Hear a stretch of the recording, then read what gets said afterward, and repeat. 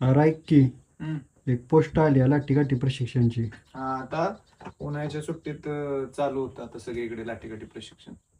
अरे पण आजच्या आधुनिक शस्त्रांच्या आणि बंदुकींच्या युगात या लाठीकाठीचा टिकाव लागेल का?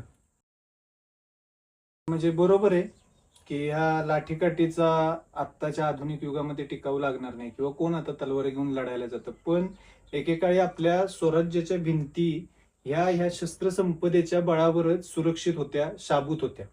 आणि मग यात वाईट काय? यामध्ये मुलांचा व्यायाम होतोय, त्यांचा आत्मविश्वास वाढतोय, त्यांच्या शरीराची लवचिकता वाढते. एक गोष्ट विसरून चालणार नाही की ज्या वयामध्ये शिवछत्रपतींनी पुरुषार्थ दाखवला, त्याच वयातील तरुणांनी हातात शस्त्रांना धारण करून मातृभूमीविषयीची आपली तळमळ, तिच्या रक्षणाची जबाबदारी ही अंगाखांद्यावर घेऊन आम्हीही सज्ज आहोत हे शिवरायांना अभिवचन देण्यासाठी हा खेळ आहे.